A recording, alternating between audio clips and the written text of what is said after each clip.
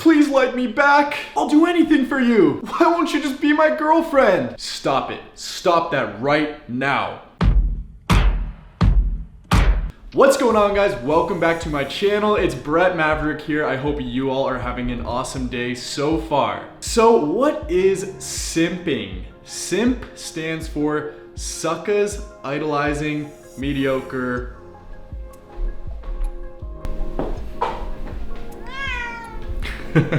So basically it's creating extremely high value images of someone or desiring them to an extent that is basically unrealistic. You know, it's interesting because when I was a little bit younger, simp was used more as like an encouragement, like, hey man, you're too good for her, don't be a simp. But now it's being thrown around like an insult, like simp, you're a simp. He's a simp, everybody's a simp, right? It's quite interesting, but regardless, it doesn't matter today. I'm gonna show you how to have a mindset shift to never ever simp again. So without further ado, let's get right into it. First off, we gotta realize and understand why people simp. So the facts are, most people have this ego, and not in the ego sense of like, oh, he's so conceited, he's got a big ego. Ego in the traditional terms is actually a defense mechanism based off of this identity that you create for yourself. And it's based off of this deep-rooted thought that I am not enough. And it's quite sad, but most people have it.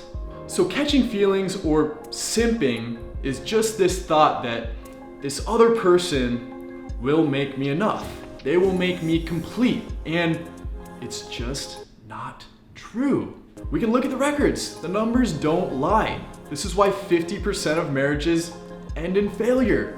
You might be thinking, Brett, I know so many people that have got married after divorce and they lived happily ever after. Then why are 60% of second marriages failing? Because of this. They have this sense of incompleteness.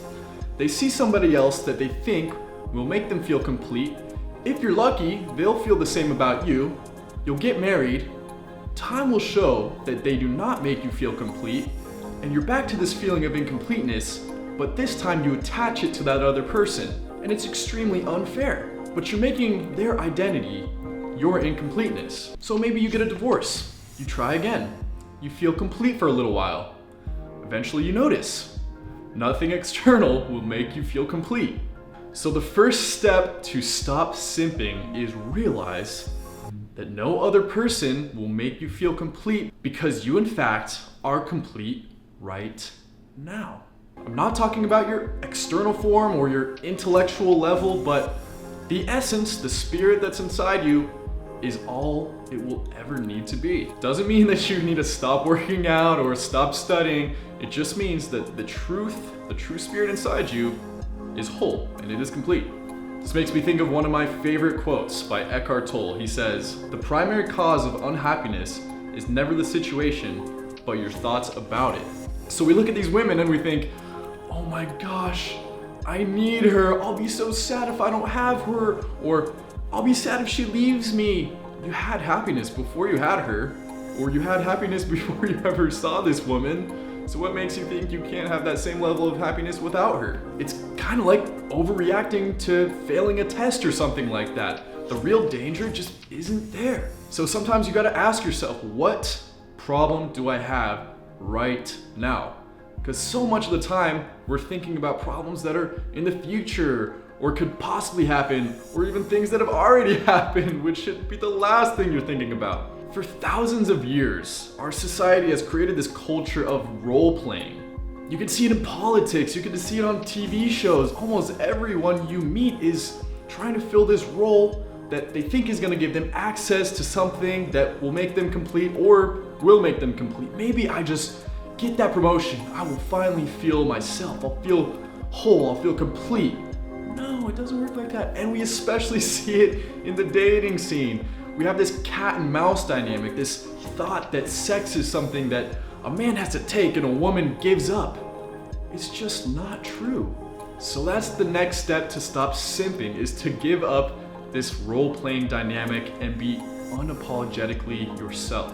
There's a handful of people that do that have given up this role-playing, that are completely, 100% utterly themselves. It's very rare to find, but they're out there, and I'm sure you know some of them.